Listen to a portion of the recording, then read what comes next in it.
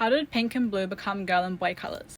Pink and blue have not always been used to mean girl-boy the way that Western culture now makes seem normal. In fact, for a long time, all babies in the US were dressed in white gowns regardless of their gender, like Franklin D. Roosevelt shown here. This allowed for easy access when changing nappies, and they could also be bleached after use.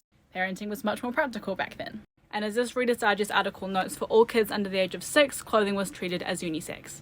And this meant that parents could use the same clothes for every child that they had. It wasn't until an article was published in Earnshaw Infants Department in June of 1918 that blue and pink became associated specifically with gender, but perhaps not in the way that you might think.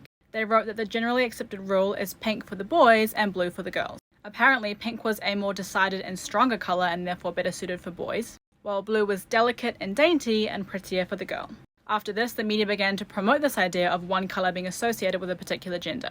Ricky Wilkins, an American activist and expert on gender norms, says it's likely that marketing strategists were behind this. Clothing manufacturers and retailers probably realized they could sell twice as much clothing if it was gendered. The public bought it though. By 1927, department stores were participating so much in this coloured clothing for gender that Time magazine created a chart showing the appropriate colours for boys and girls according to leading US stores. And this chart makes it clear that there was no consensus around which colours were for boys and which were for girls. And if you look closely, you can see which store here decided which colour was for which gender.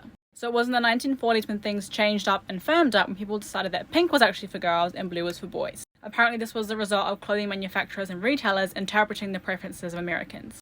But as historian Joby Paoletti says, it really could have gone either way. And then, for a little while more, unisex baby clothing came back into fashion. And this was driven by the women's liberation movement in the late 1960s. But this only lasted until the mid-80s, when technology allowed parents to find out the sex of their babies before they were born. And gendered clothing rode that wave right back into the stores. Today, a new worldview on gender as less binary is seeing a wider colour palette out there. All this to say, gender is a construct, and what we associate with one gender, colours included, can and does change over time and across cultures.